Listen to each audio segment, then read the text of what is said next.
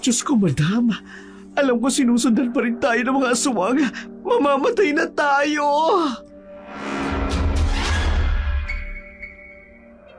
Lalaban tayo. Hindi tayo magpapagapi sa mga aswang na yan. Sige, yan ang nararapat niyong gawin. Ang umatras, mga mahihinang nilalang.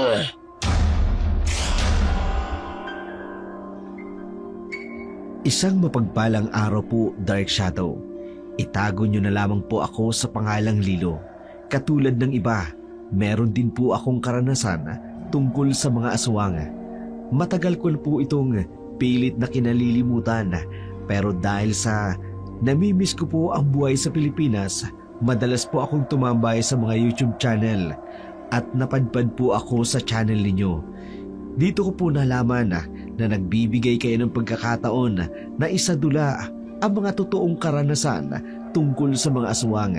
Kaya naman, nais ko pong ibahagi sa inyo ang aking karanasang magsisimula ang kwento noong ako'y bagong kasal pa lamang. Ramon, kailangan ba talaga nating pumunta sa probinsya? Oo, Lilo. Inaasahan tayo ng inay na bumisita. Nagtatampo siya dahil nagpakasal tayo kaagad nang hindi man lang muna kita nadala sa probinsya namin. Di ba pinaliwanag mo naman kung bakit nagpakasal tayo ng biglaan? Oo nga, naunawaan naman nila. Pero gusto pa rin nilang makilala ka ng personal. Ramon, alam mo naman na ang hirap mag-leave sa trabaho ko. Alam mo namang pahirapan mag-leave sa call center. Sige na, mahal. Pumayag ka na. Birthday din kasi ni inay. Pagbigyan na natin siya. Sige. Sige na nga, payag na ako. Basta 1 linggo lang ha. Alam mo namang kailangan nating mag-ipon para sa panganganak ko. Maraming salamat, mahal. Tsak matutuwa si inay. Pero isama natin si Tati. Si Tati? Bakit? Para siyang sumagot ng mga email ko sa ibang kliyente sa part-time business ko. Alam mo, hindi ko pwedeng ipagkatiwala sa kanya ang negosyo nang walang supervision ko. Alam mo naman ang baklang yun. Oh, sige. Paig na ako. Bagong kasal pa lamang sina Lino at Ramona. Minadali nila ang kanilang pagpapakasal dahil buntis na si Lilo. Ayaw din kasi ng mga magulang niyang lumaki ang tiyan nang hindi pa sila naikasal ng kasintahan. Si Lilo, isang supervisor sa call center, habang si Ramon naman, isang civil engineer. Hindi sila kinakapo sa pinansyal, subalit gusto pa rin nilang mag-ipon para sa kanilang magiging anak. Hindi pa kailanman nakararating ng probinsya ni Ramon si Lilo, kaya hindi pa rin niya nakikilala ng personal ang pamilya ng kanyang asawa. Kaya naman, nang humiling si Ramon na bumisita sila sa probinsya, kahit nagdadalawang isip si Lilo, pinagbigyan niya lamang ito. Mahal, maayos na ba ang lahat ng dadali nating gamit? Oo na, nailagay ko na sa maleta. Ay, kung hindi lang sana ako buntis. Pwede sana tayong mag-book na lang ng ticket sa eroplano papunta dun sa inyo. Iyaan mo na, mahal. Kaya ko naman mag-drive ng 8 oras na straight sa biyahe. Ay, Oh, lalim yata ng buntong hininga mo. inaalala ko lang kasi tong bahay natin. Walang tatao dito.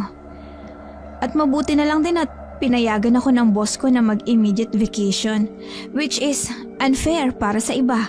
Mahal, huwag mo nang alalahanin itong bahay natin. Secure dito. Tsaka tungkol naman sa trabaho mo, deserve mo na magkaroon ng vacation leave. Hindi mo pa naman ginagamit ang vacation leave mo nung nakarang taon, di ba? Ikaw talaga. Nahahanapan mo talaga ng rason ng lahat. Siyempre, ako pa ba? Oo, ikaw. Ang yabang mukha mo. Teka, mahal. Hindi pa ba gumagalaw o sumisipa si baby? Hindi pa. Mag-4 na buwan pa lang naman tong tiyan ko. Maghihintay ka pa ng ilang buwan. Excited na kasi ako, mahal. Ako rin, mahal. Excited na rin ako makita ang magiging anak natin. Hello, nak. Ako dati mo. Excited na ako makita ka. Ano ka ba? Ikaw talaga. Hindi pa yan gagalaw. Sandali Tatawagan ko muna si Tati. Sasabihin ko na dito na siya magpalipas ng gabi. Mabuti pa nga. Para maaga tayong makaalis at di na tayo abutan ng traffic. Matiwasay na natulog ang mag-asawa nung gabing yun. Pagsapit ng alas 5 ng umaga, gumayak na sila upang umalis sakay ng kanilang Ford Bronco. Dumaan muna sila sa isang drive-thru upang bumili ng baon nilang pagkain para sa biyahe. Umorder si Tati ng isang large hot coffee at iba pang pagkain. Samantalang, kape lang ang inorder ni Ramon. Hindi kasi siya mahilig sa pagkain may maraming seasonings at spices, lalo na ang bawang at asin dahil nagkakaroon siya ng allergy. Payapa ang kanilang biyahe. Sa sumunod na oras, nagising lamang sina Tati at Lilo nang huminto ang kotse. Mahal, bakit tayo huminto? Nakarating na ba tayo? Hindi pa, mahal. Mga 3 oras pa ang biyahe natin. Magkakarga lang ako ng gasolina. May gusto ka bang ipabili sa convenience store? Ekstrang tubig na lang, mahal. Paubos na kasi tong tubig natin. Sige, dito muna kayo Madam, ang gwapo talaga ng hobby mo, no? Galing mo pumili. Sinabi mo pa. Hindi ko nga alam kung paano niya ako nagustuhan Ang ganda kaya ng ex-girlfriend niya bago ako. Madam ha, maganda ka rin naman, Medyo kinulang ka nga lang sa height. Pero carry na yan. Basta panlaban ng face, winner ka na. Maiba ako. Madam, ano ba nangyari sa kanila ng ex-girlfriend niya? Ang sabi sa akin ni Ramon, namatay daw at nakakaawa nga Kasi hanggang ngayon, hindi pa natatagpuan ng pamilya ng ex-girlfriend niya ang katawan nito. Teka, madam. Ang gulo, Paano nasabing patay na siya wala naman palang katawang natatagpuan? I think the authorities found some of her belongings. Tapos, lumipas na ang ilang taon ng paghahanap, pero wala pa rin silang natatagpo ang bangkay. Kaya ayun, isinara na lang ang kaso. Nakakalungkot naman pala ang sinapit ng ex-jowa ni Papa Ramon. Madam, no? Pero parang blessing in disguise na rin, di ba? Kasi nakilala mo ang super-duper gwapo mong happy na si Papa Ramon. Uy, Tati, huwag ka nga magsalita ng ganyan. Masama yan. Sorry, madam. Carried away lang ako. Ang gwapo talaga. Baka pwedeng pahiram kahit saglit. Nagpatuloy ang pag-uusap ni Tati at Lilo hanggang bumalik na si Ramon sa natitirang 3 oras ng biyahe. Hindi na bumalik pa si Tati at Lilo sa pagtulog. Mag-aalas 4 na ng madaling araw nang makarating sila sa baryo nila Ramon. Madilim ang paligid, ngunit hindi maitatago ang payak na kapaligiran. Ang mga mangilang-ilang bahay sa paligid, ang mga mayayabong na puno. Lumiko ang kanilang sinasakyan sa isang makipot na daan, malubak na kalsada. Sa magkabilang gilid ng daan nakahilera ang nagtataasang puno ng akasya. 15 minuto rin ang itinagal ng kanilang biyahe bago huminto ang sasakyan sa harapan ng isang malaking bahay na gawa sa bato. Ang yaman niyo pala, sir. Wala ka ng bahay niyo, ha? Hindi naman. May mga naipundar lang ang mga magulang ko kaya medyo nakaipon kami kahit konti.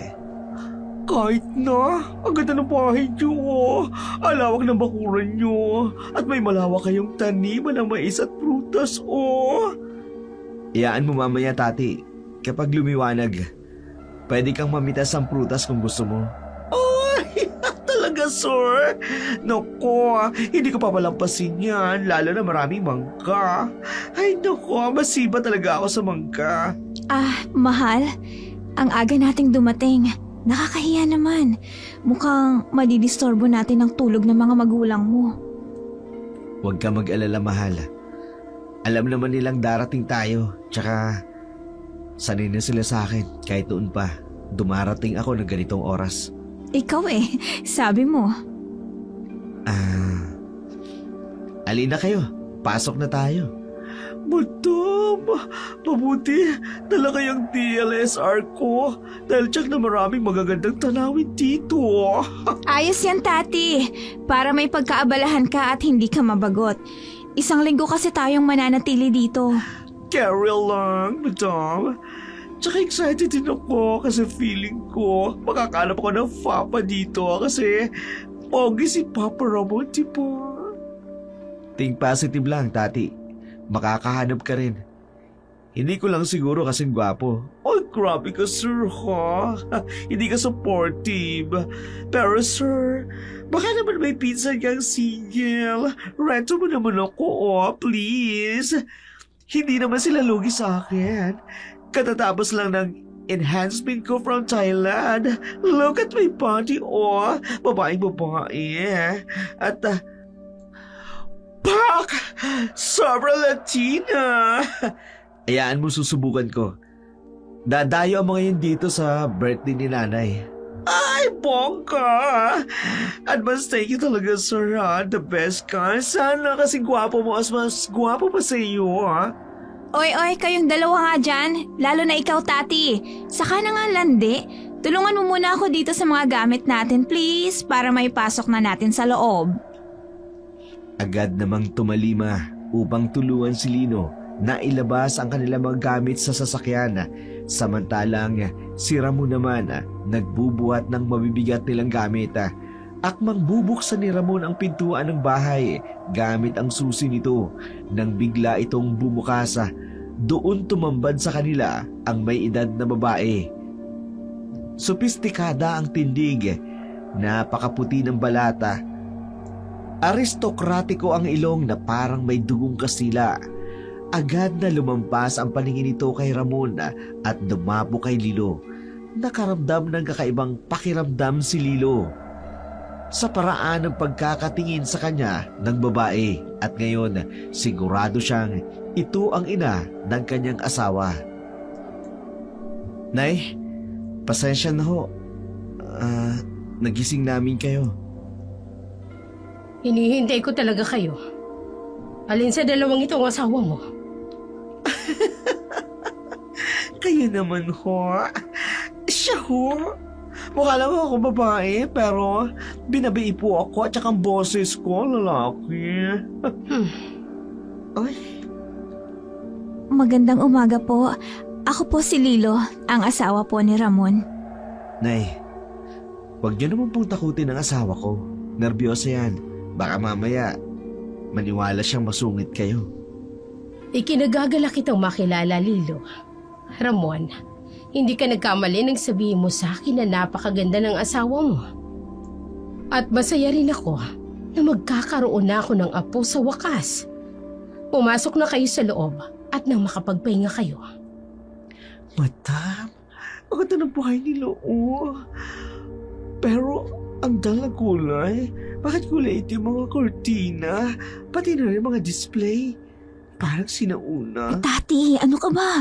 Huwag ka nga maingay, baka marinig ka niyan Sorry na, madam. Nagsasabi lang ako ng totoo, no? Mas maganda sana kung vintage design ang ginamit sa bahay. Hindi gothic design. Parang nagsuka si Dracula dito. Kaloka. Maiyam. Ikaw, sumunod ka sa akin. Ako ho? Oo, ikaw. Dadalhin kita sa magiging silid mo. At kayo naman, Ramon, Lilo, magpahinga na muna kayo. Alam kong pagod kayo lahat sa biyahe. Kaya mamaya na tayo magkumustahan. Nang tuluyan ng makapasok sa loob ng bahay si Lilo, sumang-ayon ang kanyang utak sa sinabi ni Tati. Masyadong ang madilim sa loob ng bahay dahil sa mga kulay itim na kortina at mga display na parang luma na. Dim light din ang ilaw sa loob ng bahay. Naisip ni Lilo, Parang takot sa sinag ng araw ang mga nakatira sa bahay na yun matapos ang maikling pag-uusapa sa pagitan nilang tatlo ni Ramon. Dinala siya ng kanyang asawa sa silid nito. Malaki at maluwang ang kwarto ni Ramon. May malaking glass window ito pero kulay itim rin ang kurtina. Hindi niya tuloy mapigilan ang sarili na magkwento. Mahilig ang pamilya mo sa kulay itim, ano? Oo. Paboritong kulay kasi yan ni nanay, tsaka yung namayapa kong lolo. Napansin ko lang halos lahat ng kulay ng kurtina, lahat kulay itim. Pati na rin dito sa silid mo, mahal. Ayaw mo ba ng kulay itim na kurtina, mahal? Gusto mo palitan natin? Ay nako, wag na lang, mahal. Isang linggo lang naman tayo dito. Bubuksan ko na lang ang bintana tuwing umaga para maging maliwanag naman at presko. Sige. Basta ang bintana lang dito sa kwarto natin ang bubuksan mo. Huwag mong bubuksan ang bintana sa ibang bahagi ng bahay, mahal. Ha? Bakit naman? Ayaw ni nanay. Alam yun ng mga kasama natin dito sa bahay. Ganun ba? Nagtataka man si Lilo pero mas pinili niya na lamang ang manahimik dahil na rin sa pagod at antoka. Agad siyang humiga sa kanyang kama upang magpahinga. Kaagad din siyang dinapuan ng antoka marahil dahil sa kanyang pagbubuntis. Nagising si Lilo nang maramdaman niya ang mahinang tapik sa kanyang pisngi. Pagmulat ng kanyang mga mata, bubungad sa kanya ang nakangiting mukha ng kanyang asawa. Bago na, mahal. 11:00 na, oh. Hindi ka pa kumakain ng agahan. Nakatulog pala ako. Naku, nakakahiya naman sa mga magulang mo, mahal. Tinanghali ako ng gising. Huwag ka mag-alala. Naiintindihan naman nila. Alam din nila na kulang tayo sa tulog dahil sa haba ng biyahe natin. Nag-aalala lang ako sa'yo dahil hindi ka pa kumakain. Pati yung baby natin. Ikaw talaga, ang sweet mo. Oh, heto na nga. Babangon na po. Ganda talaga ng asawa ko kahit bagong gising. Sige na. Bulahin mo pa ako. Nakuha mo na nga ako, oh. Tingnan mo. Kasal na nga tayo. Hindi yun pambobola, no? Totoo yun. Ay, sus! Teka. Nasaan nga pala si Tati? Gising na ba? Hindi pa lumalabas ng silid niya. Ako nang tatawag sa kanya. Mag-ayos ka na, mahal, ha? Para makakain ka na. Tatawagin ko na lang si Tati para sabay na kayong kumain ng lunch. O, sige, mahal. Salamat. Masayang nag-ayos si Lilo at pilit niyang isinuot ang kulay cream niyang dress na bumagay sa malaporsilana niyang balata. Inayos din niya ang kanyang buhok upang mas expose ang kanyang leeg. Dala na rin siguro ng pagbubuntis niya. Kating-kati kasi siya sa buhok niya, lalo na kapag pinagpapawisan siya. Nang tingnan niya ang sarili sa salamin na sigurado niyang presentable na siya, nagdesisyon siyang hawiin ang itim na kurtina sa bintana ng kanilang silid ni Ramon. Pagbukas niya ng bintana, napahanga siya sa lawak ng taniman ng mais at ng mangga ng mga magulang ni Ramon. Ngunit sa lawak nito, hindi niya halos matanaw ang main road. Wala ding kapitbahay sila Ramon. Ang bahay nila ay nag-iisa sa gitna ng malawak na farm. Kumusta ang tulog mo, Tati? Nakatulog ka ba ng maayos?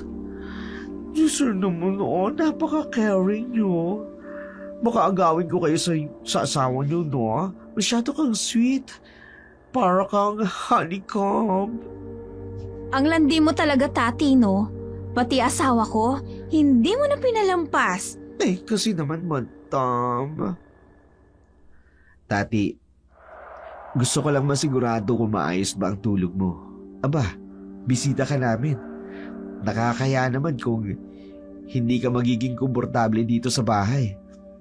Ay, sir. Total, bakit sa talaga? Yummy ka na. Caring pa. Madam, ano ba gayong ang pinainom mo dito kay Sir Ramon? Para Magaya ko naman. Share your blessing, madam. Ano ka ba naman, Tati? Walang gayuma. Ganda ko lang, sapat na. Tama yan. Baka saan pa umabot ang usapan ninyo at ang asaran ninyong dalawa. Kumain na kayo. Ipatitikim ko sa inyo ang specialty ni nanay. Dinakdakan at hinaluan ng maraming utak ng pampalapot. Ay, gusto kayo malapot. Parang ano? Parang ano, Tati? Ay nako, ikaw talaga, Tati. Ang utak mo, ha? Nasusobrahan na ng lapot. Napuno ng tawanan at asaran ang maluwag at malaking bahay nila Ramon. Umieko pa ang boses ni Tati at ni Lilo sa buong bahay.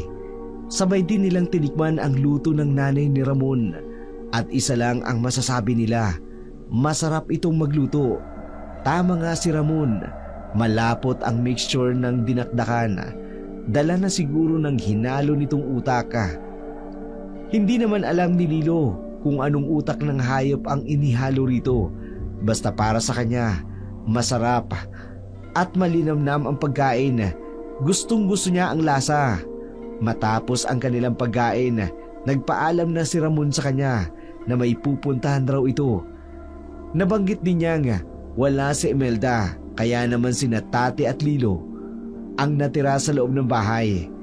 Ang mga kasambay naman ng pamilya, hindi nila makausap dahil naglalagi lamang ito sa kani-kanilang gawain. Madam, nakakabagot naman dito. Lakad-lakad lang tayo sa labas para naman medyo makalanghap tayo ng sariwang hangin at makakita ng ibang tanawin. May naisip ako, Tati. Punta kaya tayo sa pinakabaryo. May gusto kasi akong kainin eh. Gusto kong bumili ng binagol. Madam, hindi naman natin sure kung may nagtitinda ng binagol dito. Eh di kung wala, eh di maghahanap ako ng iba. Alam mo kasi naglalaway talaga ako eh. Gusto kong kumain ng matamis. Yung tamang-tama lang ang tamis. Nasa akin nga pala yung susi ng Ford. Yung lumang owner type jeep kasi ang ginamit ni Ramon eh. Okay, madam. Dadalhin ko rin yung DSLR ko para makapag-picture din ako ng magagandang scenery na madadaanan natin. Ewan ko ba, bigla ako nag-crave sa matamis na pagkain. Dahil yan dyan sa pagbubuntis mo, madam. Ganyan talaga kapag buntis kung ano-ano ang gustong kainin. Umalis si Tati at Lilo, sakay ng kanilang kotse. Excited si Tati na kumuha ng mga pictures sa kanilang madadaanan. Hapon na ng mga oras na yun, pero dahil gustong gusto ni Lilo na kumain ng binangol, kahit walang kasiguraduhan, nagpasya siyang pumunta sa baryo. Habang nasa daan, nagtataka si Lilo kung bakit maagang nagsasara ng bahay ang mga tao. Mag-aalas 3:30 pa lamang ng hapon na yun, nakarating sila sa nagkukumpulang tindahan. Meron ding mga taong napalingon sa kanila nang iparada ni Lilo ang sasakyan. Ang iba naman ay nagbulong-bulungan pa, ngunit hindi na lamang pinansin ni Lilo. Marahil hindi lang sanay ang mga ito na makakita ng dayo.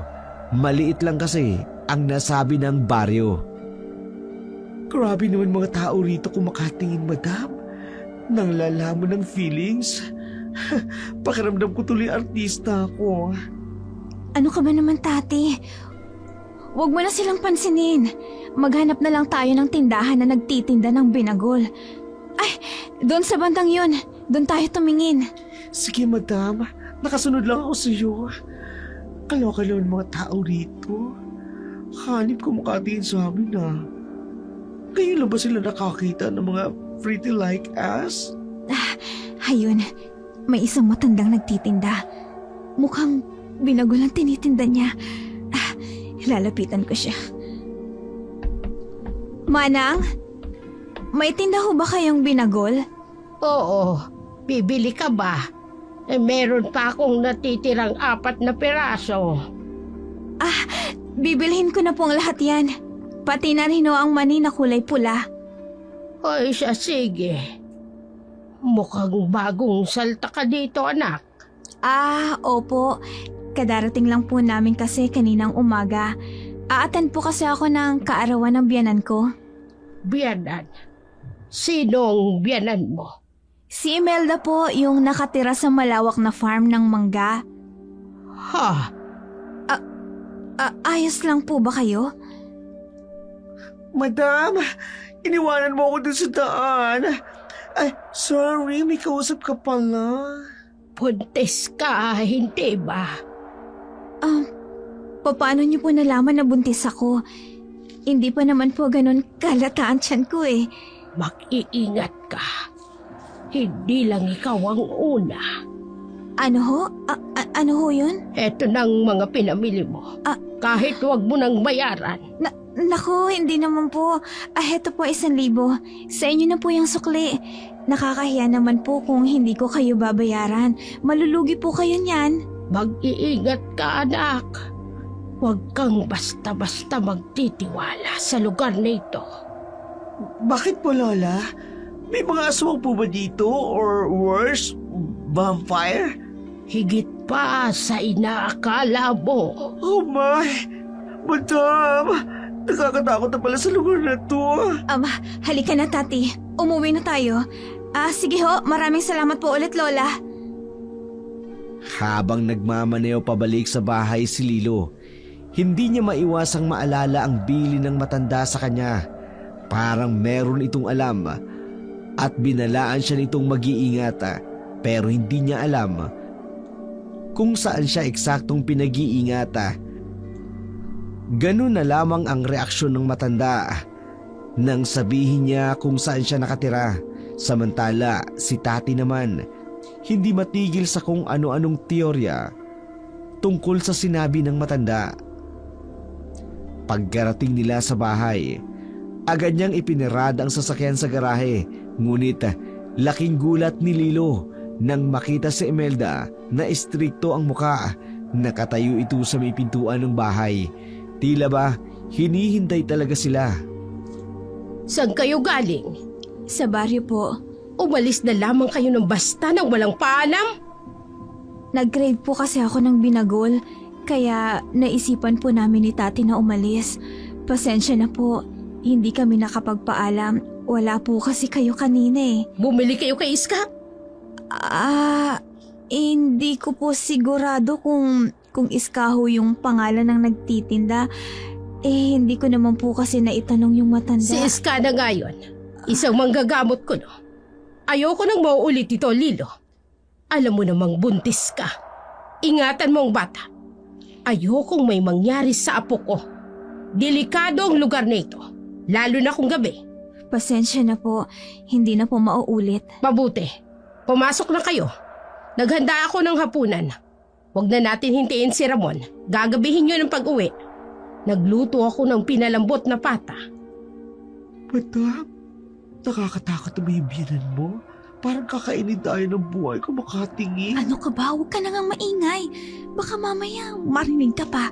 Ay, sumunod na lang nga tayo. Ang OA naman kasi, madam eh. Sandali lang naman tayong lumabas, oh. Tati, tama na. Sumunod si Lilo at si Tati kay Imelda patungo sa kusina. Doon nakahain na ang isang malaking bowl na may lamang umuusok pang pata. Mabango ang aroma nito, nakatatakam. Inilibot ni Lilo ang kanyang mga mata, ngunit wala siyang ibang nakitang putahe sa mesa bukod sa karne at wala man lang itong kahit na anong sahog na gulay. Kumain na tayo. Ma'am, ang sarap po ng amoy ng niluto ninyong pata. Malaki din po ang pagkakatadtad. Oo, sinadya ko talaga ang pagkakatadtad niyan. Bukas maghahanda ang lahat para sa karawan ko sa susunod na araw. May maitutulong po ba kami ni Tati? Inay? Huwag ka nang mahiya na tawagin akong Inay Lilo. Parte ka na ng pamilya dahil asawa ka ni Ramon. Kaya na namin ang lahat. Si Ramon na ang bahala sa preskong karne na panghanda ko sa karawan ko. Kaya kayong dalawa, nitong kaibigan mo, pumirmi na lamang dito sa bahay. Ma'am, Magaling po ako mag-decorate. Baka gusto niyo po ako nalang mag-decorate para sa birthday niyo. Hindi na. May mga tao na akong gagawa niyan. Sige na, mag-umpisa na tayong kumain. Sige po, inay. Tati, kain na tayo. Okay, madam. Medyo naging awkward ang ambience matapos ang palitan ng usapan ng magbiyanan. Pati si Tati, medyo napapangiwi. Dahil na-sense niya na ayaw ng biyanan sa kanyang boss na tumulong sila sa paghahanda para sa kaarawan nito. Nag-umpisa silang kumain ng karning luto ni Imelda. At kagaya ng naunang luto, masarap ang pata. Napakalasa ng karne. Kakaiba ang mga patang natikman nila noon. Nasa kalagitnaan sila ng pagkain nang biglang may pumasok na kasambahay. May edad na rin ito. May bahid ng dugo ang suot nitong plastic na apron. Lumapit ito kay Imelda at may biglang ibinulong. Kaagad na tumayo si Imelda at sinabing ipagpatuloy nila ang pagkain dahil may kailangan siyang puntahan. Madam, medyo stricta talagang biyanan mo, no? Nagpresenta na nga akong tumulong eh. Ay, hayaan mo na, Tati. Baka ayaw niya lang talaga na may mangialam sa mga gusto niya sa birthday niya. Kaya, hayaan na lang natin. Ipagpatuloy mo na lang yung pagkain mo para matapos na tayo. Madam, ang sarap nito binalambot ng pata, no? Pero pansin ko, parang walang bawang na sahog. Ikaw talaga, Tati. Kung ano-ano ang napapansin mo, kumain na lang nga tayo, okay? Pero madam, nakita mo ba yung kasampay na pumasok kanina? May dugo siya sa apron at mukhang fresh. Tingin mo, madam, may katayan kaya sila ng baboy? Ano ka ba, Tati? Lahat na lang ba talaga napapansin mo? Normal lang sa probinsya ang ganyan. Sila mismo ang nagkakatay ng hayop para sa okasyon. Malay mo, nagkatay nga talaga sila ng baboy. Pero madam, fresh pa yung dugo. Tapos wala naman akong narinig na tunog ng baboy na kinatay. Ay naku, huwag mo nang guluhin ang utak mo kakaisip. Sige na, kumain na lang tayo para makain ko na yung binagol na binili natin. Ay, naglalaway na talaga ako dyan eh. Okay, madam. Nag-wonder lang naman ako eh. Ay, kakaiba talaga mga tao dito sa bahay ng biyanan mo, madam. Yung katulong, hindi ba lang natin makausap? Lumabas lang tayo saglit, na-imbiyar na yung biyanan mo. Ay, hayaan na lang natin. Sumunod na lang tayo para wala nang gulo. Kahit pilit na sinasaway ni Lilo si Tati sa kung ano-anong napapansin nito sa bahay nila Ramon, hindi tumigil ang malikot na teorya ni Tati. Kaya ng gabing yun, pumasok si Lilo sa silid ni Ramon, dala ang binangol na binili nito. Samantala, si Tati naman, pumuslit sa kanyang silid, lumabas ng bahay. Nasa harap siya ng bahay nang mapansin niya ang lumang honor type jeep na paparating. Ito ang sinakyan ni Ramon kaninang umaga nang umalis. Gusto niyang batiin ang asawa ng kanyang boss pero may nagdikta sa kanya na magtago. Kaya yun ang ginawa niya. Nagtago siya sa likod ng malaking puno ng mangga. Nakita niyang bumaba si Ramon ng sasakyan at may kinuha itong sako sa likod at buong lakas itong binuhat. Nang tuluyan ng makapasok si Ramon sa kabahayan, dahan-dahang tumago si Tati sa likod ng honor type jeep at tiningnan ito. Nabigla siya nang makita ang bakas ng dugo roon. Ay! Bakit may dugo rito? Ano kaya yung nasa loob ng sako? Mukhang malaki ang nasa loob doon at mabigat rin. Teka, kukunin ko ang cellphone ko. Kukunin ko ng picture. Itong likod ng sasakyan. Nakakaloka. Bakit parang weird ang pamilya ng boss ko? Ramon, dumating ka na pala. Nakakuha ka ba? Ay, kaloka. Si Aling Imelda. Narito pala siya sa labas. At ganoon din si Ramon. Magtatago ako. Baka makita nila ako. Pero saan ako magtatago? Ay, ano ba yan? Dito na nga lang sa likod ng basurahan. May basura. Yuck. Pero kailangan ko magtago. Opo, inay. Dinala ko na po sa basement. Presko po yun. Mabuti. Siya nga pala, pagsabihan mo yung asawa mo. Bakit po? Anong problema? Umalis kanina ng bahay nang walang paalam. Kasama ang assistant niyang bakla. Nakausap pa si Iska. Ang harsh naman magsalita nitong si Aling Imelda. Tawagin ba akong bakla? Ang beauty ko kayo. Pero teka, basement? May basement ang bahay nila. Ano meron sa basement? Tsaka anong issue nila kay Ali Iska? Ganun ba? Huwag kayong mag-alala, inay. Ako nang bala sa asawa ko. Siguraduhin mo, Ramon. Ayoko ng sakit ng ulo. Naku, mukhang malalagot pa yata si Madam. Huwag naman sana sila mag-away ni Ramon. Kundi, kawawa naman si Madam. Buntis pa naman siya at baka ma-stress. Hindi maitago sa mukha ni Ramon ang pagkadismaya sa narinig na umalis si Lilo at si Tati para sa kanya. Sandali lamang siyang nawala pero may ginawa na itong hindi niya nagustuhan. Samantala, si Tati naman naruroon pa rin siya sa likod ng malaking basurahan at nagtatago. Hindi siya basta-basta makakaalis doon dahil nasa labas pa kasi si Ramon. Nasa ganon siyang posisyon nang biglang may kumagat na langgam sa kanyang paa. Kaya bahagya siyang gumalaw para tanggalin ang langgam na kumagat sa kanya. Wala sa sarili niya na nasagi ang isang garbage bag. Napatutup na lamang siya sa kanyang bibig nang may mahulog mula roon na isang hidlalaki ng tao. Agi! Bakit may hilalaki ng tao dito? Diyos ko! Nakakatakot! Mga aswang ba sila? Daliri ko yan! Aswang! Bakit ka nagtatago dito sa likod ng basurahan? Huwag ka lalapit sa akin! Tati, Mang Isog, anong nangyayari dito? Sir kasi... Nakita niya ang putol na daliri ko na nahulog mula sa garbage bag, kaya natakot siya. Bakit? Anong nangyari at naputol ang daliri mo, Mang Isog? Sir, kasi Kasi? nakita niyang,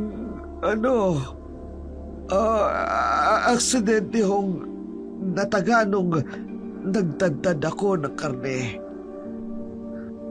At ikaw, Tati, anong ginagawa mo dito sa likod ng basurahan? Sir, nagbi-brainstorming ako, no? May naisip akong content para sa channel ko.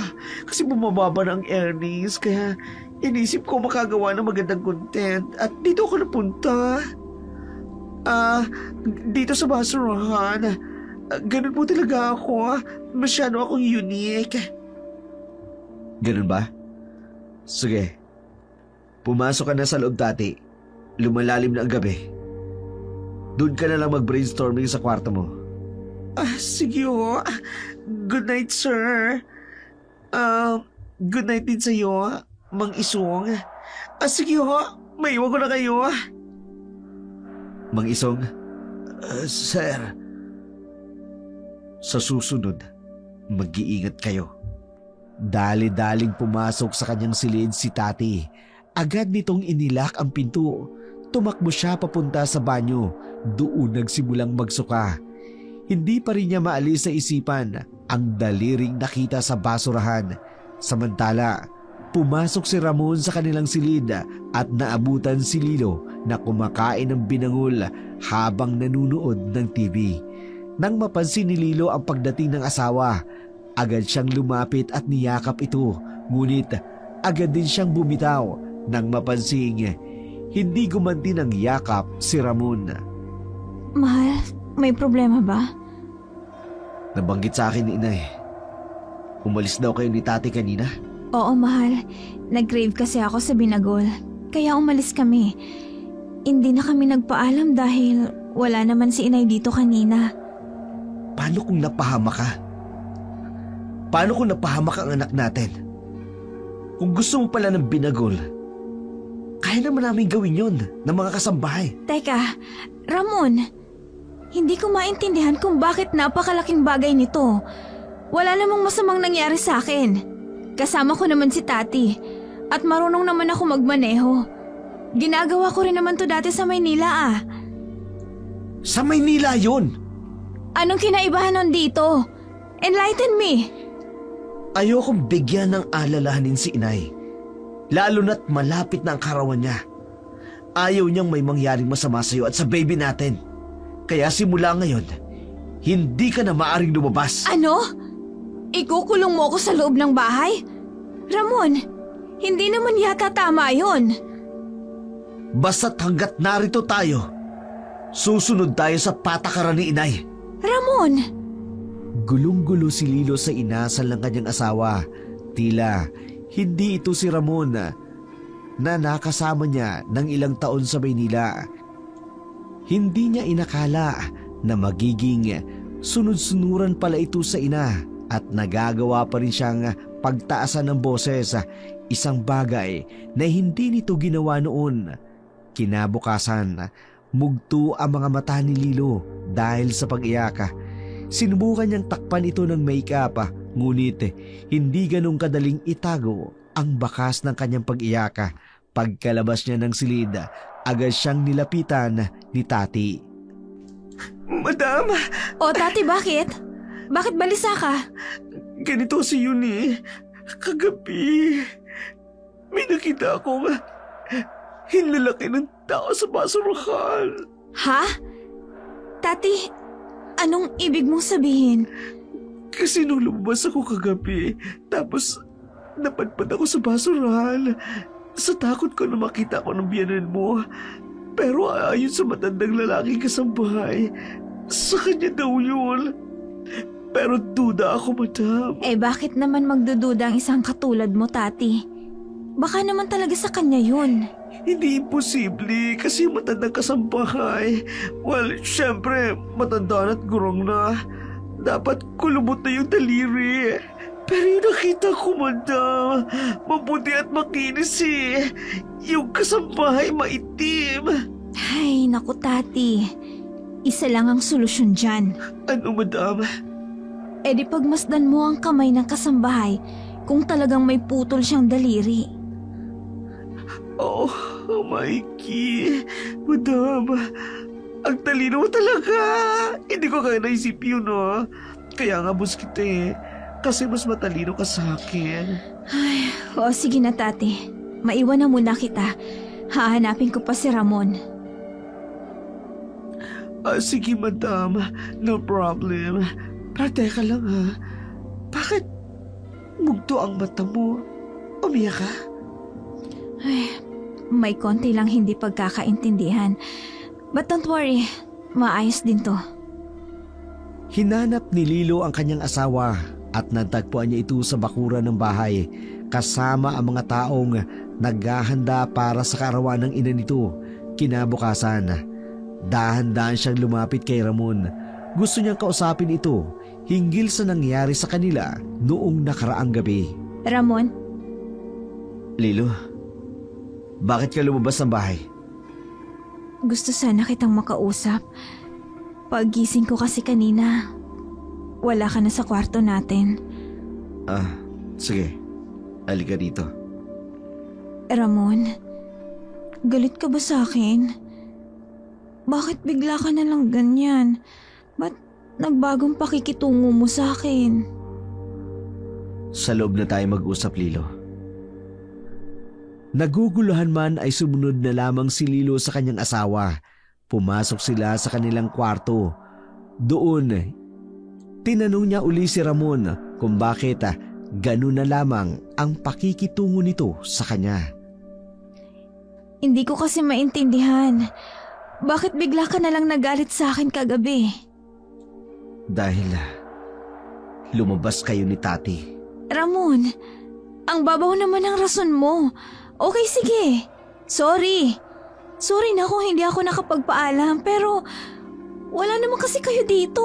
Walang tao dito. Isa pa, nag-crave lang naman ako sa pagkain eh. Kaya lumabas ako. Pero bumalik din naman agad kami. Ayoko lang sinusuway si inay. Ramon naman, hindi naman pwedeng ganyan.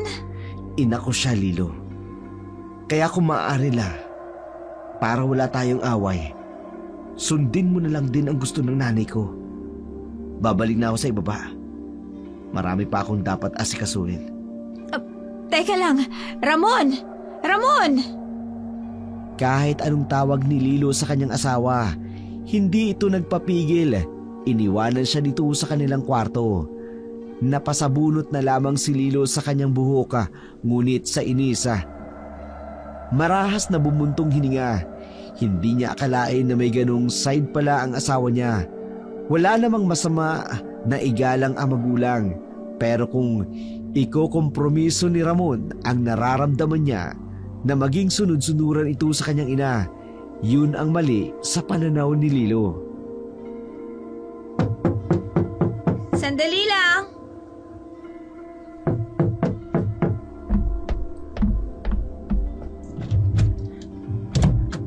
Madam, pasensya na't pinunta kita dito sa kwarto mo, ha? Nakita ko kasi si Papa Ramon papunta sa bakuran. Kaya naisip ko, puntan ka rito. Sinusubukan ko siyang kausapin, pero nagbibingi-bingihan siya. Hindi pa rin kayo ayos? Ano ba kasi pinagtatalunan nyo? Eh yun nga, yung paglabas natin kahapon, nagalit daw kasi ang nanay niya. Ay naku, madam. Pwede ba akong pumasok sa kwarto mo? May sasabihin ako sa iyo. Alika, sige, pasok ka.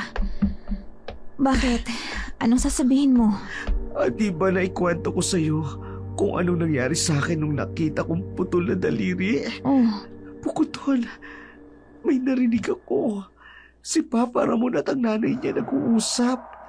Kaya ako nagtago sa likod ng basurahan.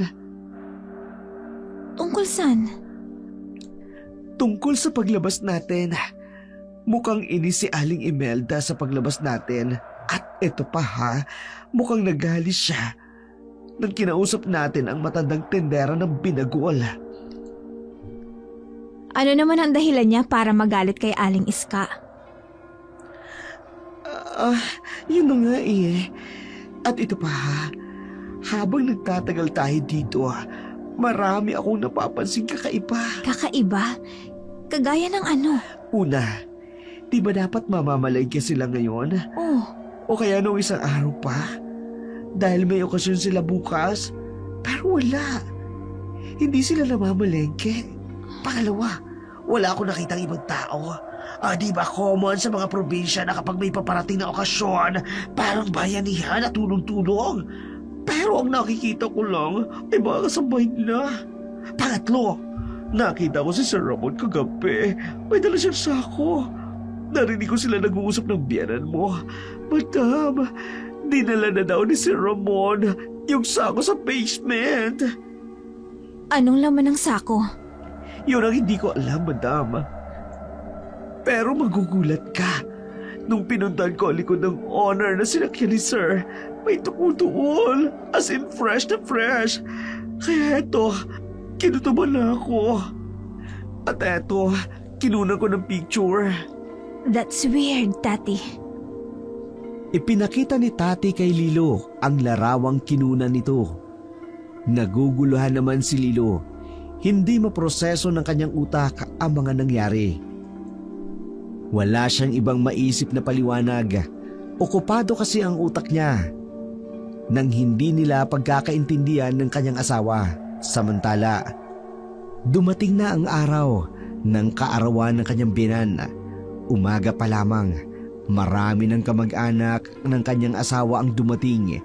Ang ipinagtataka niya lang, lahat ng mga ito may kakaibang kilos, lalo na kapag napapatingin sa kanya at kay Tati.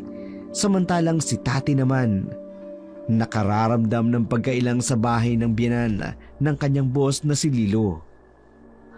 Madam, sana pagkatapos ng kaarawan ng biyanan mo, bumalik na tayo sa Maynila.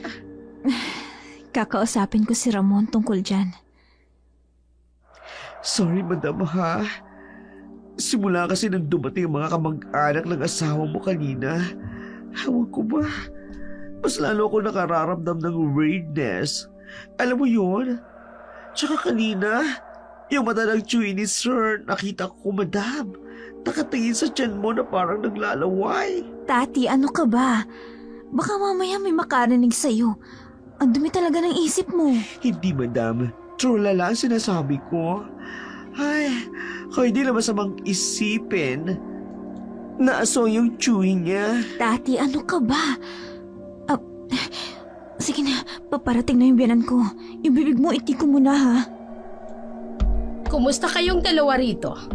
Halina kayo sa hapag. Nakahanda ng mga pagkain. Naroon na din ang mga bisita. Opo, inay. Tati, halika na. Sumunod na tayo kay inay. Tahimik na sumunod si Lilo at Tati kay Imelda hanggang makarating sila sa kusina. Doon, naruroon ang halos lahat ng bisita nito. Nakaupo ang iba, kadalasan ay mga matatanda. Palihim na pinagmasdan ni Lilo ang paligid. Doon niya napansin ang mga nakahandang pagkain. Kakaiba ang mga ito sa normal na handa dahil wala siyang ibang nakikita kundi puro karne lamang ang nasa loob at niluto ng iba't ibang putahe. Ang nakaagaw pansin sa kanya, ang isang matanda na kumakain ng steak na halos parang hindi niluto. Tumutulo pa ang dugo sa bawat pagsubo nito. May lechon belly din sa hapag. Napukaw ang atensyon ni Lilo nang lapitan siya ng asawang si Ramon at iginiyang maupo sa parehong mesa. Kasalo ang mga matatanda nitong kamag-anak.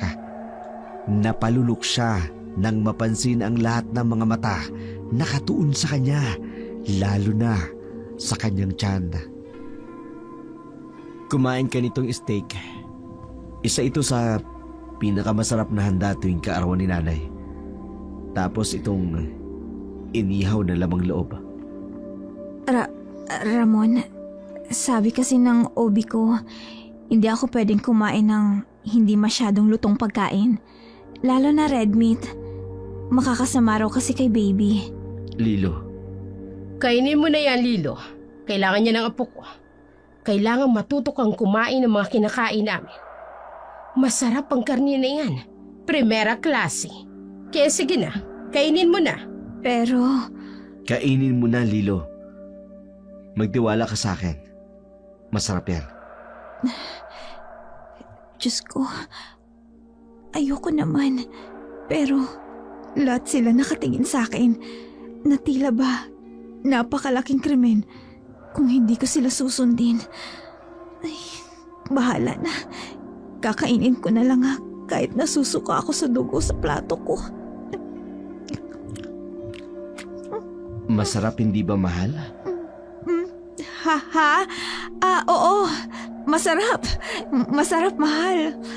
Nakita ni Lilo ang satisfaction sa muka ng mga taong naruroon nang kainin niya ang karne, lalong-lalo na si Ramon. Si Lilo naman, hindi maunawaan ang lasa ng karne na kanyang kinain, pero isa lang ang sigurado niya, hindi yun karne ng baka. Paborito niya kasi ang steak at madalas siyang kumakain sa isang sikat na steakhouse sa Maynila. Napabaling ang tingin ni Lilo kay Tati at nakita niya ang pag-aalala sa mata nito.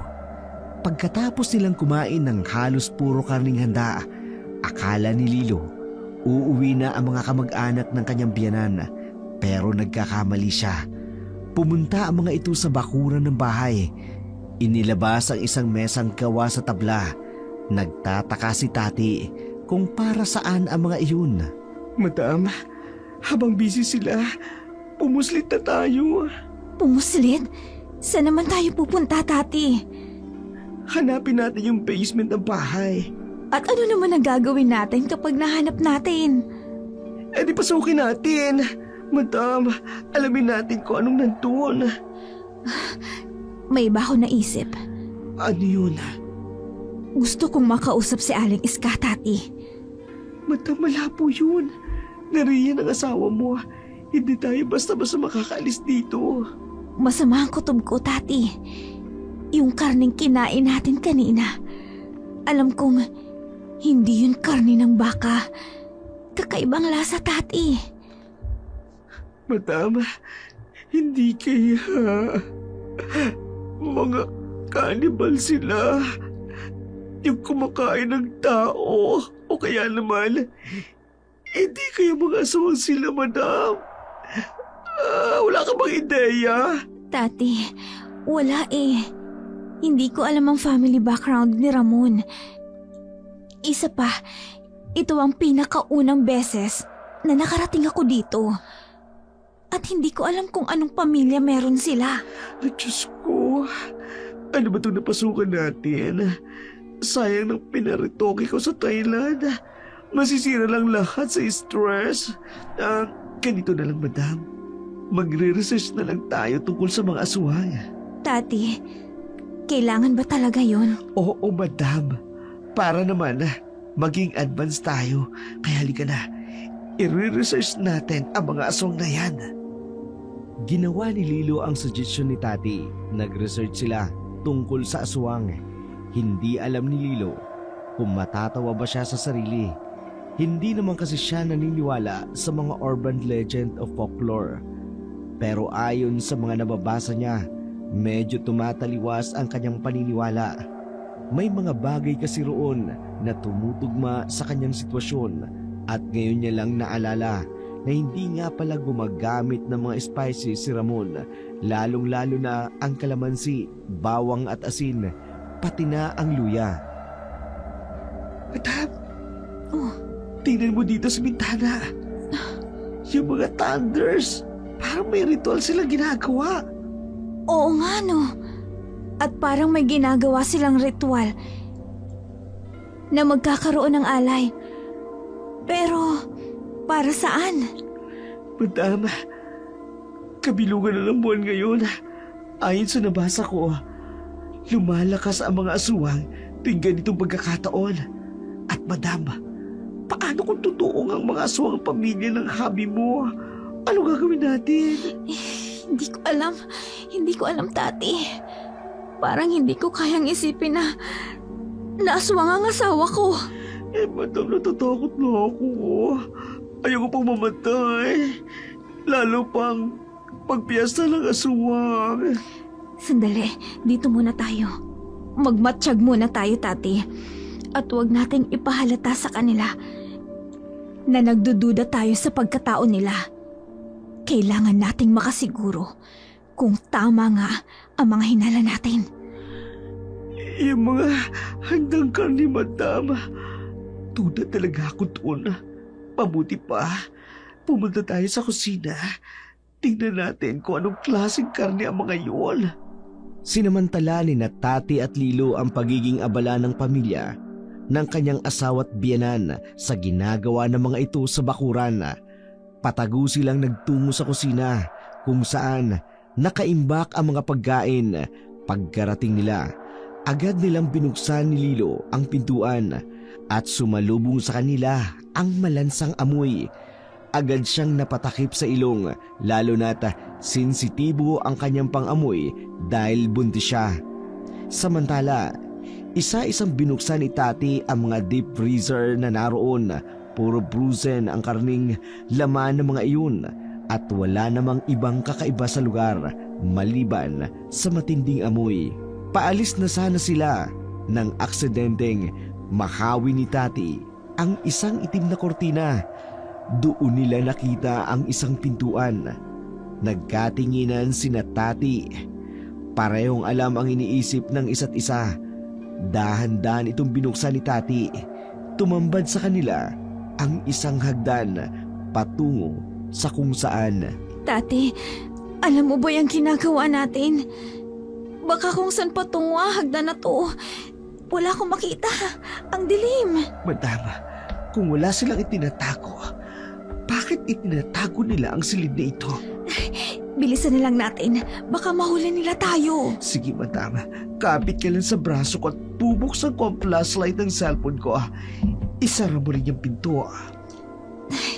Hindi ko alam kung ano tong pinasok natin. Ako rin. Natatakot na rin ako, madam. Kapag napatunayan nating aswang sila, tumakas na tayo kaagad. Huwag mo nang i-confront ang asawa mo. Susubukan ko, Tati. Pero, ipinagdarasal ko rin na sana hindi totoo ang mga hinala natin. Sana nag-overthink lang tayo. Ako rin, madam. Hindi ko maiisip na aswang si Sir Ramon. Ang gwapo-gwapo niyang yun. Pinasok ni Tati at Lilo ang lilim ng silid. Kinakabahan man. Pareho nilang gustong malaman kung anong misteryo ang bumabalot sa asawa at pamilya ni Lilo. Samantala, napansin ni Imelda na wala sa pagtitipon ang manugang kaya't nilapitan niya si Ramon at nagtanong. Ramon, nasaan ang asawa mo? Kanina ko pa hindi nakikita. Baka nasa silid na. Nagpapahinga. Hindi pwedeng wala siya sa pagtitipong ito. Alam mo naman na importante ito sa pamilya. Siya nga pala, kumusta ang espesyal na handa? Huwag ka mag-alala, inay. Sinigurado ko maayos yun. Magaling anak. Pero yung asawa mo, hindi ko siya gusto para sa'yo. Kapag nanganak na siya, kunin mo kaagad ang bata. At alam mo na ang susunod na gagawin sa ina. Pero inay, Huwag mo sabihing mahal mo na ang babaeng yon, Ramonito. Kung hindi niya lang daladala ang anak mo sa sinapupunan niya, nung ko siya papapasukin sa pamamahay ko. huwag kang mag-alala, inay. Hindi ko siya mahal. Mabuti kung ganon. Hindi ka mahihirapang idispatcha siya. Opo, inay. Samantala, nasa loob ng lihim na silid sina Lilo at Tati. Dahil madilim, sinubukan nilang maghanap ng switch ng ilaw kung meron man. At sa kanilang swerte, meron ngang switch ng ilaw. Agad nila itong binuksan. At ganun na lamang ang tuwa nila nang bumaba ang liwanag sa buong paligid. Doon nila napagtanto, hindi lang ito basta isang silid. Isang cold storage pala. Malawak ito. Maraming freezer ang naroon. Isang malaking stainless steel table sa gitna. Binuksan ni Tati ang isang malaking freezer.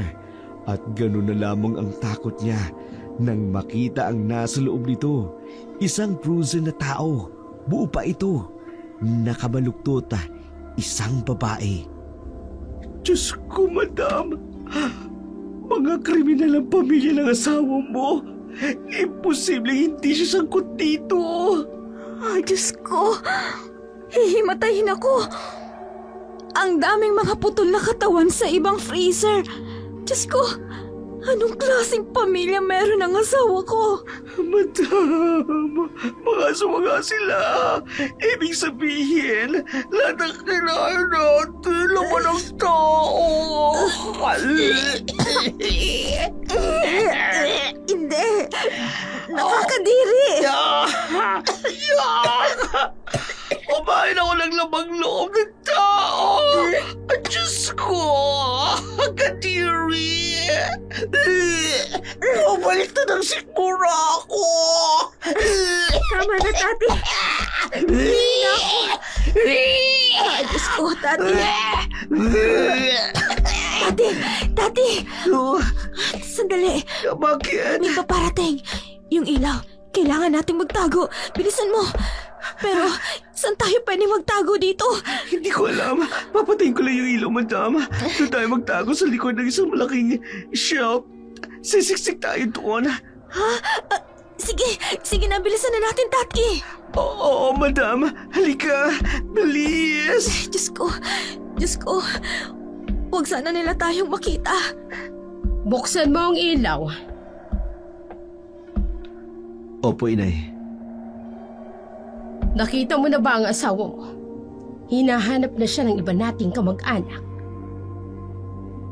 Hindi pa ako nakakapanig sa silid namin, inay. Siya nga pala, yung assistant niyang bakla. Mas maganda yatang itumba na natin mamaya. Mukhang makating dila nun.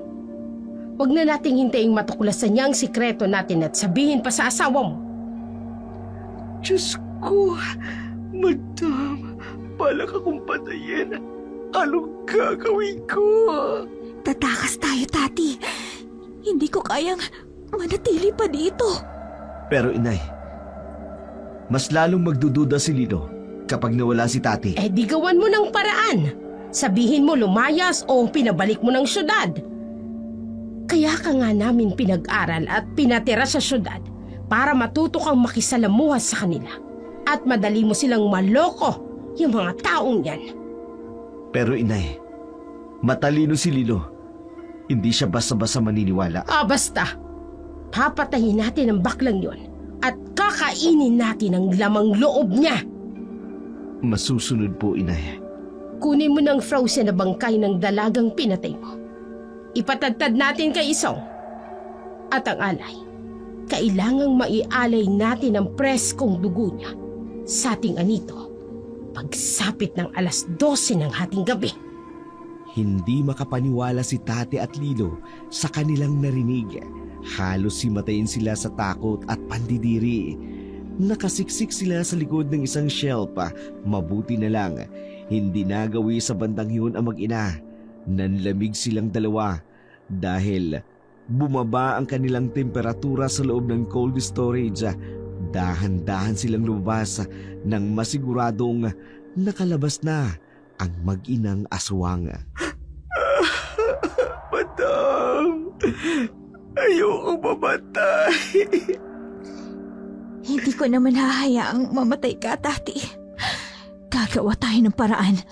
Tatakas tayo dito. Pero paano, madam? Ang dami nila. Paano kung pagtulong-tulungan nila tayo? Hindi kaya ng beauty ko ang ritokada. Diyos ko, kung alam ko lang, hindi na sana ako nagparitoke ng... Ang mahal pa naman ang gasos ko dito. Dumikit ka lang sa akin. Huwag kang hihiwalay sa akin kahit na anong mangyari. Ayaw nilang malaman ko ang sikreto nila. Kaya maaaring hindi ka nila magagalaw kapag nasa tabi lang kita. Madam, hindi naman yata pwede yun. Hindi naman ako pwedeng tumabi sa'yo sa pagtulong. Sa iyong dalawa. Ay, oo nga pala, no. May punto ka nga pala dun. Ganito na lang. Lumabas na tayo dito. Bago pa nila malaman na nandito tayo. Agad na lumabas ang dalawa mula sa cold storage at mabilis na tumalilis patungo sa silid ni Tati. Nanginginig sa pinaghalo-halong emosyon si Lilo. Hindi lubos maisip ni Lilo ang maitim na sekreto ng kanyang asawa. Ngunit kailangan niyang tibayan ang kanyang loob upang tumakas.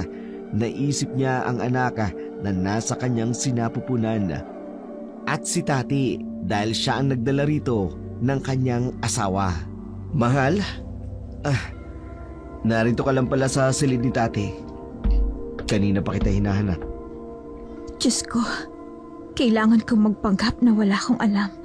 Sana kayanin kong panindigan ito ng matagal. Oo, mahal. Nakikipagkwentuhan lang ako. Medyo kasi nababagot ako eh. Ganun ba? Bakit hindi mo kaagad sinabi? Pwede naman kitang samahan. Ano ka ba? Ayos lang. Okay lang ako, mahal. Alam ko naman kasing busy ka sa paghahanda sa kaarawan ni Inay. Kaya dito lang muna ako kay Tati.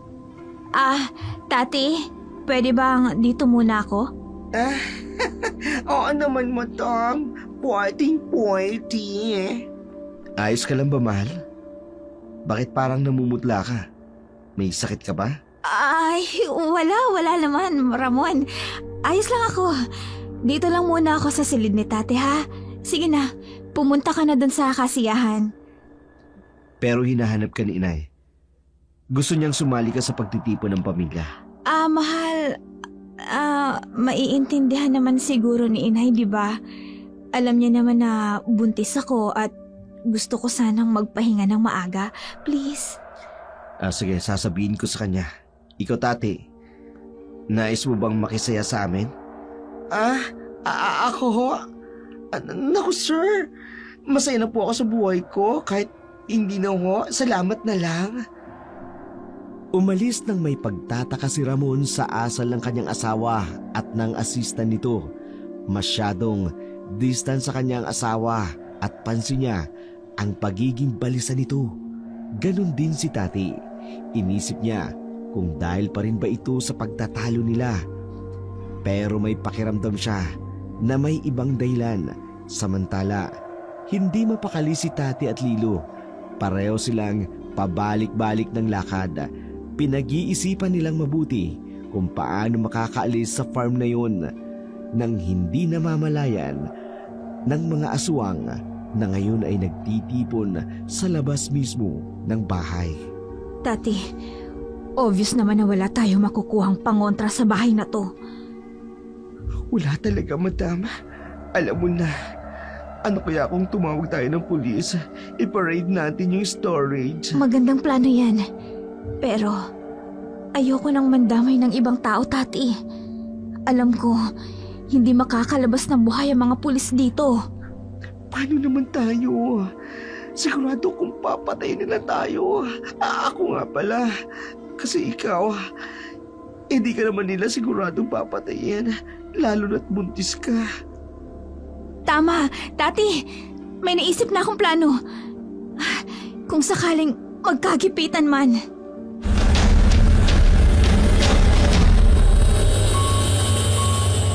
Hindi ko na talaga gusto ang inaasa ng asawa mong yan, Ramon.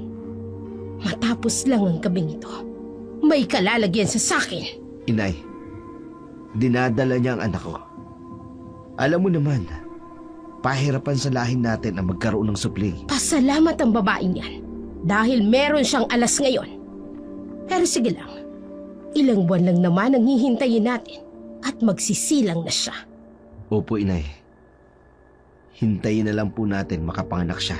Sige, kunin mo na ang babaeng alay. Ihiga mo siya sa higaang kawayan. Uumpisahan na natin ang ritual. Labis ang pagkainis ni Imelda sa kanyang manugang. Ngunit wala siyang magawa dahil dinadala nito ang kanyang apong matagal nang hinihintay ng kanilang angkan. Samantala, si Lilo at Tati palihim na sumilip sa ginagawa ng pamilya ni Ramon.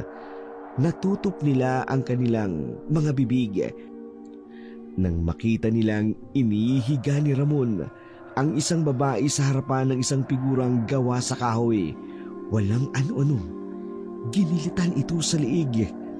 Humiyaw ang babae, ngunit kaagad na tumalsik ang preskong dugo nito. Agad na nagkagulo ang mga kamag-anak ni Ramon. Isa-isa nilang hinablot ang katawan ng biktima. Nagkagutay-gutay ang mga ito. Pero mga zombie na pinagpiyastahan ang laman at ang lamang loob ng kanilang alay. Diyos ko! Anong klase mga nilalang yan? Parang mga demonyo. Halos wala silang tinira sa katawan ng babae. Ano ba yan? Hindi ko akalaing napunta ako sa ganitong klaseng pamilya. Pamilya ng mga aswang. Kailangan na natin kumilos bago pa nila gawin sa atin ang ginawa nila sa babae. Oo, Tati. Halika. Habang abala sila sa pagkain ng laman ng babae, tatakas na tayo. Oo, madam, tara na. Oo, pero bago yan, may gagawin muna tayo. Mabilis na tumalima ang dalawa at nagtungo sa kusina. Binuksan nila ang lahat ng stove upang sumingaw ang gas bago sila lumiko patungo sa likod ng bahay. Doon nila naisipang dumaan upang tumakas. Samantala, nagkakasiyahan ang pamilya ni Ramon at ang mga kamag-anak niyang aswang. Muling kinausap siya ng kanyang ina upang kunin si Tati dahil hindi sapat ang karne ng tao na kanilang inihanda.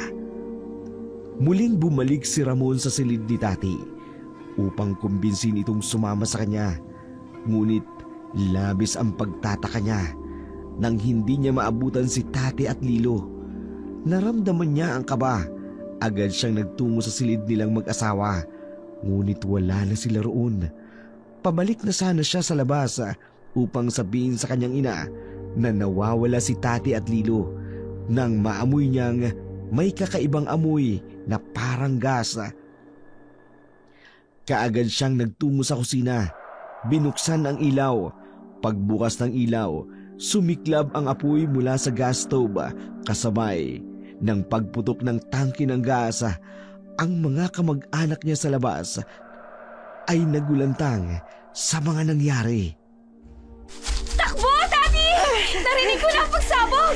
Siguradong alam na nila na tumakas tayo! Sigurado, magiging amo ang bahay nila, madam! Mabuti naman! Wala na silang mapapakinabangan sa mga kahayupang ginawa nila. Bilisan mo patakbo, Tati! Madam. Diyos ko, napakalayo pa natin sa main road. Kakayanin mo ba ang baby mo?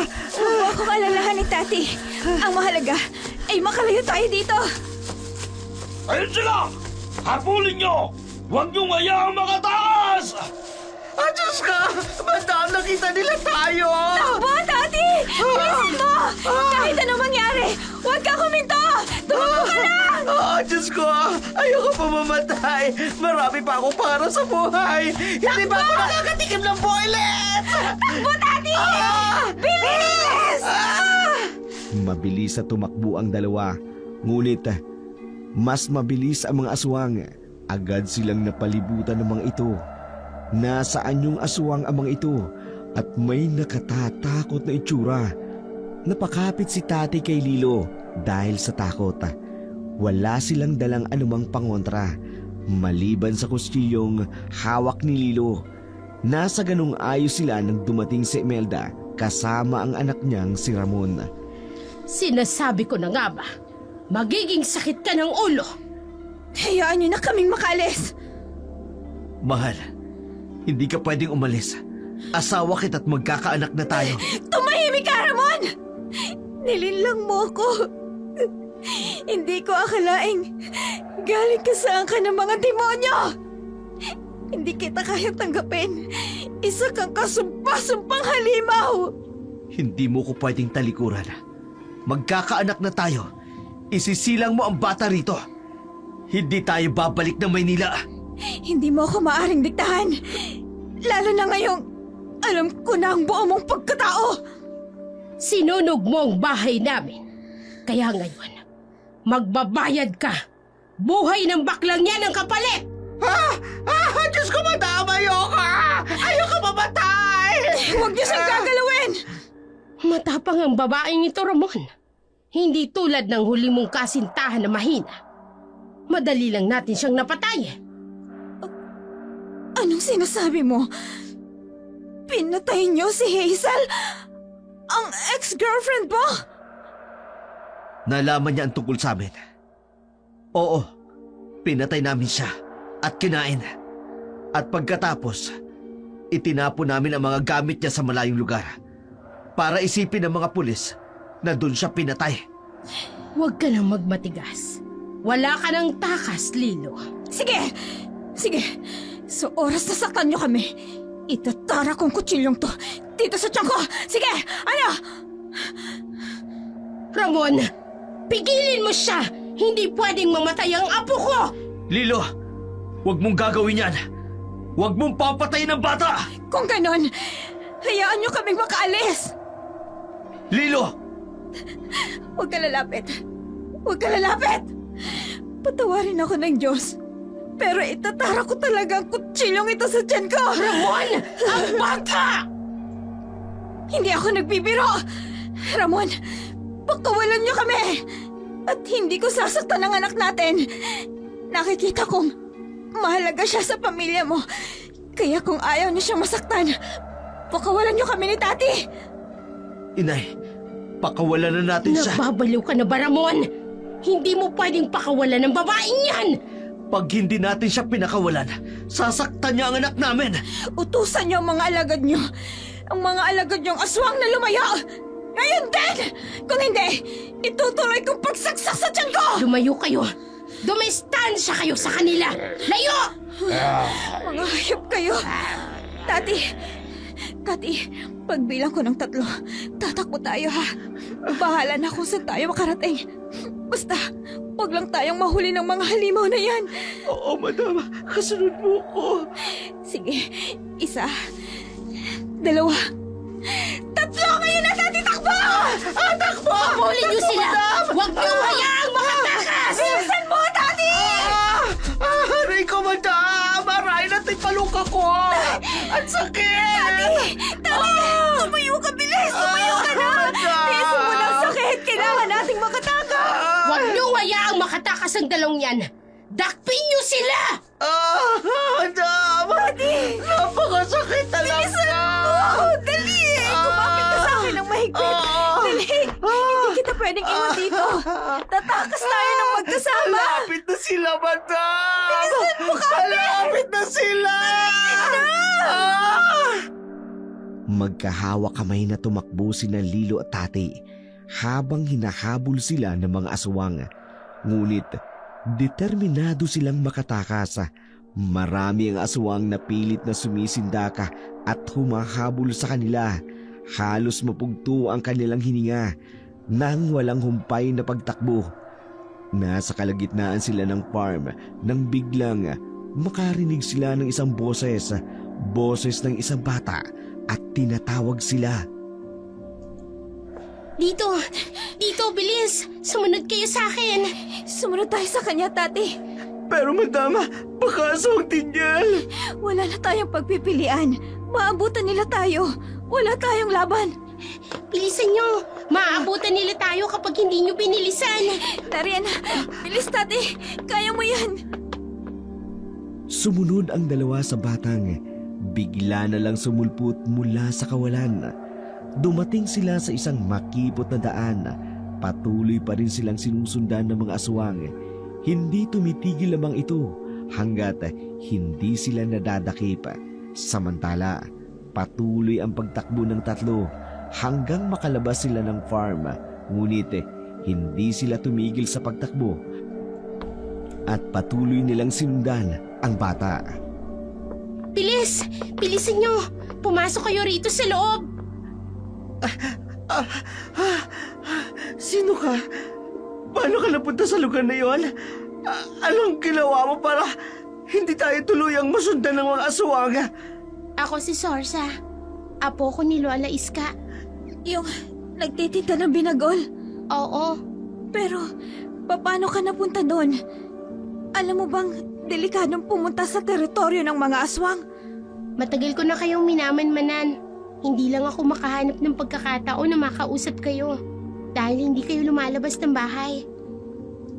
Sorsa, Apo, ikaw na ba yan? Sino bang kausap mo? Ha? Kayo? Nabigla ang matanda nang makita si Lilo at Tati. Nahapong-hapo, bakas ang pagod at takot. Agad na napatingin si Iska sa apo upang magtanong kung ano ang nangyari at kung bakit nandoon sa kanilang maliit na kubo ang 2 dayo. Tinulungan ko po sila, Lola. Hinahabol po sila ng pamilyang aswang. At muntik na po silang mahuli. Mabuti na lang at mabilis silang tumakbo. At nakarating ako sa tamang oras. Kung hindi, wala nang pag-asang matakasan nila mga aswang na tumutugi sa kanila. Apo, alam mong delikado. Mabuti na lang hindi ka nasaktan. May pangontra po ako, Lola. Saka hindi ako natatakot sa mga aswang.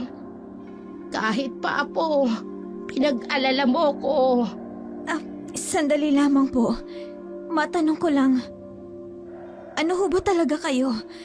Bakit nagagawa ng apo nyo na hindi matakot sa mga aswang? Isa akong albularyo at si Sorsa ay tinuturuan ko rin upang maging magaling na albularyong katulad ko. Diyos ko, madam.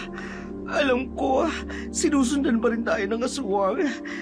Mamamatay na tayo. Hindi ko hahayaang mangyari yun, Tati. Mauna muna silang mamatay bago tayo. Paano ninyo natakasan ang pamilyang aswang?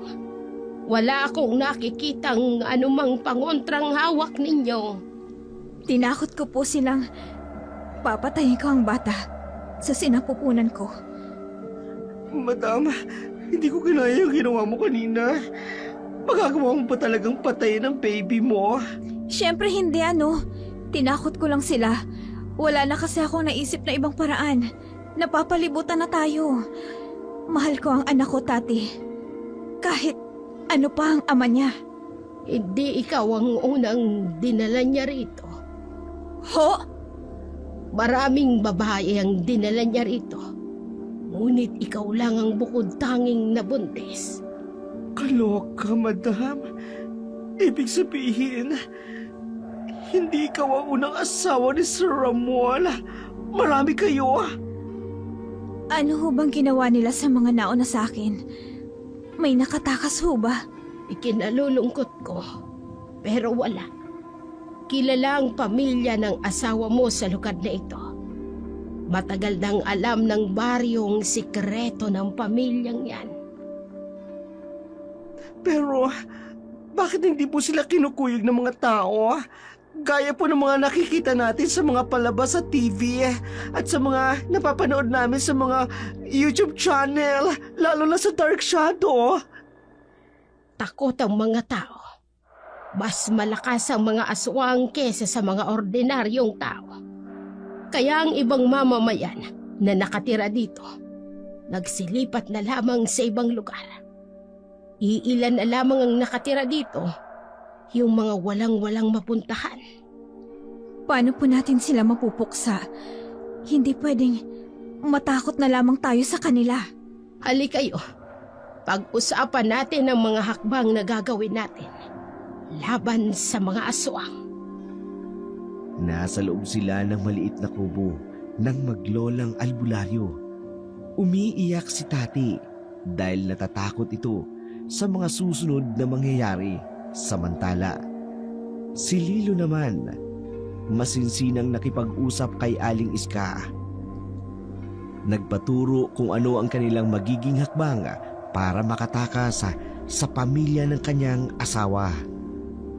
Takot ho ba sila sa apoy? Oo, isang apoy sa kinatatakutan ng mga aswang. Dahil itinuturing ang apoy na may kakayahang pumatay o mawasak ang mga nilalang na may demonyong kalikasan, tulad ng aswang. Kaya pala, nung sinunog namin ang bahay na bato, hindi nila naapula ang apoy at tuluyan itong kumalat. Hetong mga pangontra, alam kong anumang oras, susugod sila rito. Lalaban po kami. Eto ang buntot pagi at pana. Marunong ka bang gumamit ng pana? Binditado ang panang yan. Mainam na panlaban sa mga aswang. Ako ho, marunong. Sport ako, archery ako nung high school at college. Marunong ka sa pano. Mas mainam kapag nagkagipitan na, gamitin mo ang panang ito. At ikaw naman sa buntot pagi, tutulong kami sa inyo ni Sorsa. Lola, ang mga aswang, narito na sila. Napapalibutan na nila ang bahay natin. Ang tari ng mga aswang na yan ha. Madam, mukhang sinakyan pa ang Ford Bronco patungo rito. Ayaw maglakad. Ang tatamad ng mga aswang. Halos ako na ang nagbayad. Fully paid kung binayaran ng sasakyan na yan. Aling Iska, ano pong gagawin natin? Ihanda ninyo ang mga pangontra ninyo. Sigurado akong magpupumilit silang kunin kayo. Lalaban tayo. Hindi tayo magpapagapi sa mga aswang na yan. Lumabas na kayo dyan, Iska. Alam kong naririyan sa loob ang magaling kong manugang. Wala kang magagawa upang tulungan sila. Ibigay mo sila sa amin kung ayaw niyong masaktan kayo ng apo mo. Natatakot man, pilit itong nilabanan ni Lilo at Tati. Hawak-hawak nila ang kanilang pangontra. laban sa mga mababangis na aswang sa labas ng bahay ni Aling Iska. Hindi akalain ni Lilo na hahantong sila sa ganong sitwasyon. Ang pinapangarap niyang isang buo at masayang pamilya nawasak lamang sa isang madilim na sekreto. Dahan-dahang lumabas ng kubo si Aling Iska. Sa gilid nito'y naroroon si Sorsha. Sumunod naman si Tati. Sa labas, bumungad sa kanila ang pamilya ng kanyang asawang si Ramon. Mabuti naman at lumabas na kayo. Akala nyo ba'y matatakasan nyo kami? Hindi lang ikaw ang unang babaeng pinatay ng anak ko. Magpasalamat ka. At ikaw lang ang bukod tanging nabuntis. Pero papatayin niyo rin ako sa oras na makapanganak ako, hindi ba? Ramon, tama ka nga. Matalino ang babaeng ito. Lilo, sumama ka sa amin. Magagawa kong iligtas ang buhay mo. Pwede ka maging aswang katulad namin. Hindi ka na namin kailangang patayin. Hindi ako magiging demonyong katulad niyo. Hindi na ako magpapalinlang sa'yo. Ginamit mo lang ako para magkaroon ng anak. At katulad ng ibang babaeng pinatay mo. Dahil hindi ka nila mabigyan ng anak. Pinapainit mo talagang ulo ko. Tama na ang kuda. Sugurin sila! Diyos ko, madam! Susugod na sila, madam! Ihanda ninyo ang inyong mga sarili. Papatayin nila tayo. Kailangan nating lumaban. May isa pang pasugod sa atin! Papalain kita! Katulad ni Cupido! Ayan! Sige! Sugod pa ang pangit! Lilo, ikaw ang punteriya nila. Kukunin ka nila. Ngunit kahit anong mangyari, hindi ka nila magagawang saktan dahil sa anak mo. Kahit anong mangyari, hindi nila ako makukuha, Aling Iska. Kahit ang anak ko pa. Heto ang bagay sa inyo, mga aswang.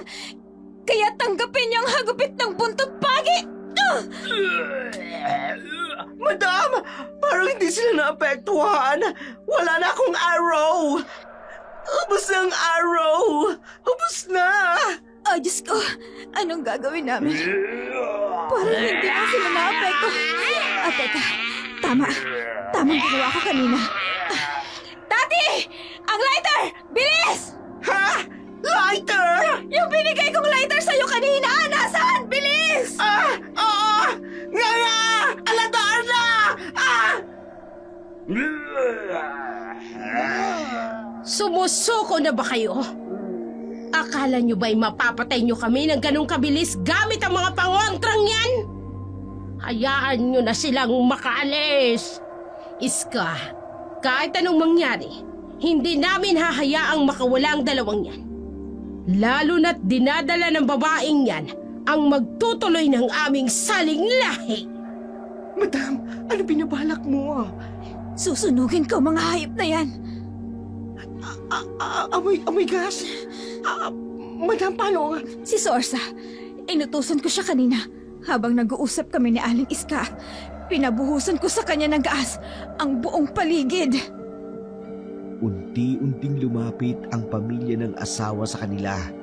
Patuloy naman silang umaatras palayo sa basang lupa dahil sa gasa. Yun ang natitirang plano ni Lilo upang magapi ang aswang. Patuloy ang pag-atras nila hanggang medyo nakalayo na sila sa basang lupa. Sige, yan ang nararapat niyong gawin. Ang umatras. Mga mahihinang nilalang. Ina, kunin na natin ang asawa ko. Hindi pwedeng mamatay ang anak namin. Masasayang ang lahat ng pinaghirapan natin sa kanya. Lalo na ang bata, ang magpapatuloy ng ating salinlahi. Huwag kang mag-alala, anak. Kukunin natin ang babaeng yan at ang apo ko. Hindi niyo magagawa yan. At pagsisisihan niyong nakilala niyo ako. Matapang ka talaga. Tingnan natin kung saan aabot yan. Mga alagad! Sugod! Hindi. Itong bagay sa inyo.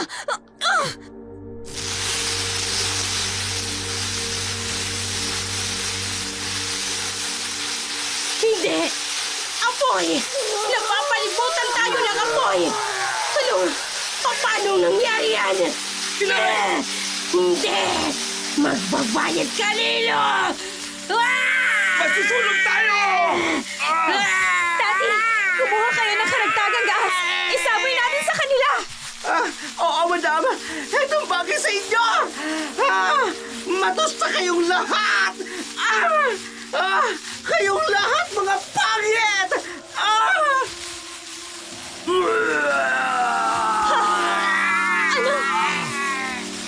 Madam! Si Ramon! Lumunagaling sa natutubog na apoy! Kung mamamatay rin lang naman ang buong angkan ko, isasama kita! Lilo! Bitawan mo ako. Pinagsisisihan ko kung bakit nakilala kita! Isang pagkakamali ang natuklasan mo ang sikreto ko ng aking pamilya! Anong gagawin ko?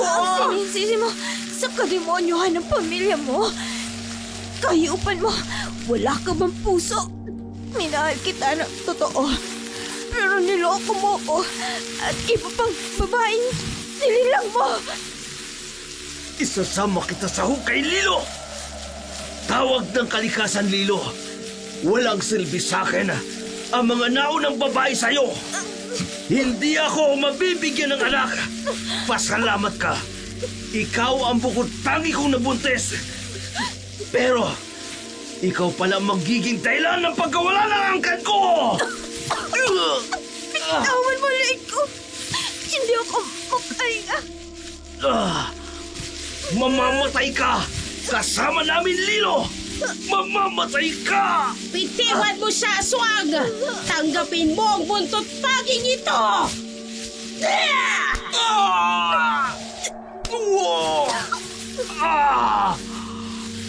Madam! Kumapit ka sa braso ko! Heto ang gas para sa iyo! At sisilabang ka namin para hindi ka na mabuhay pa! Lilo! Hindi dito magtatapos ang lahat. Mapatay niyo man kaming lahat. Dinadala mo ang anak ko. Itutuloy niya ang lahi namin. Diyos ko. Matusta kayong lahat! Malaya na tayo sa mga aswang! Umiiyak na nakayakap si Lilo kay Tati habang pinagmamasdan ang nasusunog na katawan ni Ramon at ang pamilya nito. Kahit ganun, may lungkot na nararamdaman si Lilo. Minahal niya rin ang kanyang asawa. Masakit man para sa kanya, pero ayaw niyang madamay ang ibang tao sa kasamahan ni Ramon at ayaw niyang may iba pang mabiktima ang mga ito. Madam, aalis na tayo. Ako na lang po magdadrive. Pasalamat na rin tayo sa asawa mong aswang, madam. Kasi dinala niya ang kotse dito. At may masasakyan tayo pag alis. Sige, salamat, Tati. Aalis na kayo. Opo. Maraming salamat nga rin po pala, Aling Iska, sa pagtulong niyo po sa amin. Kasi kung hindi po dahil sa inyo, baka bihag na kami ng pamilya ni Ramon. Kami ang dapat na magpasalamat din sa inyo. Dahil sa lakas ng loob ninyo, ngayon ay wala ng aswang sa lugar na ito. Walang anuman po yun. Madam, ano nangyayari sa inyo? Bakit hawak-hawak niyo ang tiyan niyo? Ang sakit ng tiyan ko, Tati. Ha? Sobrang sakit. Baka manganganak ka na. Tati, ihiga mo siya sa katre. Titignan ko kung anong magagawa ko. Opo, alis ka. Dito, higa. Higa. Tulungan niyo ako. Higa. Namilipit sa sakit ng tiyan si Lilo habang taranta naman si Tati kung ano ang dapat gawin. Tiningnan naman ng matandang albularya kung ano ang magagawa upang matulungan si Lilo. Nang magising si Lilo, payapa na ang kanyang tiyan pero masakit pa rin ang buong katawan. Tati, Madam, Diyos ko, mabuti naman at nagising ka na. Sobrang pag-aalala namin sa iyo. Tinugo ka. Akala ko nga mauubusan ka ng dugo eh. ang anak ko. Sabihin mo sa akin, naayos lang ang anak ko. Madam, kasi... Tati, sabihin mo, buhay ang anak ko. Nasa sinapupunan ko pa rin siya, hindi ba? Ikinalulungkot ko, Lilo. Pero wala na ang bata. Nakunan ka.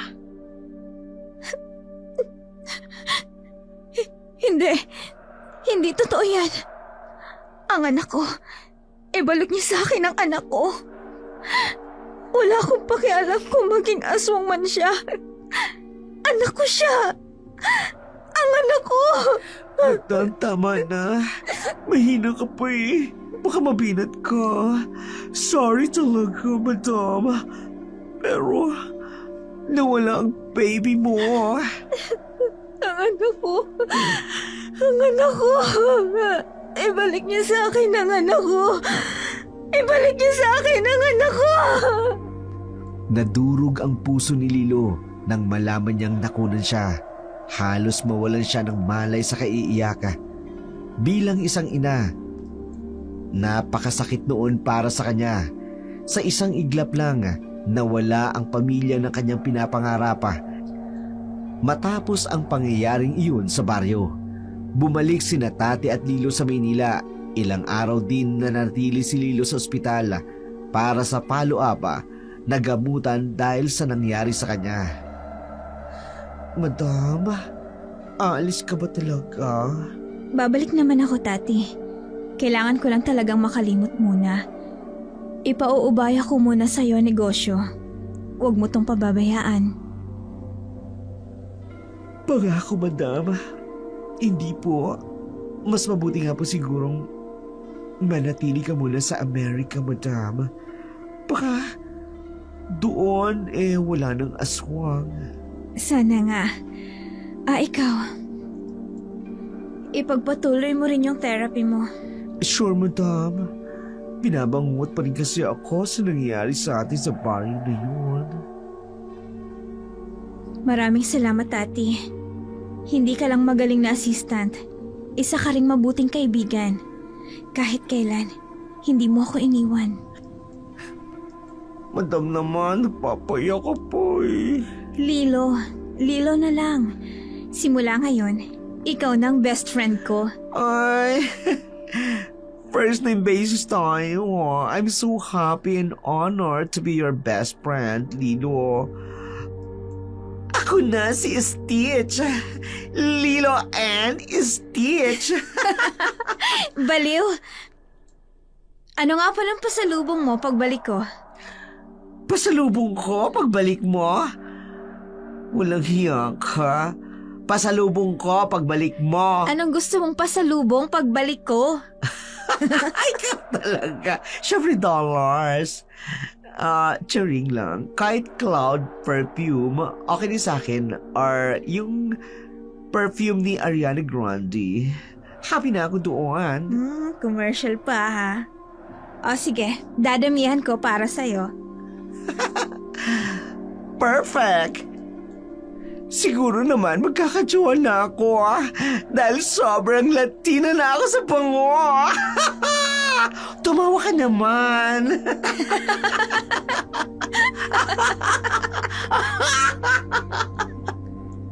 Nanatili ng ilang buwan sa Amerika si Lilo.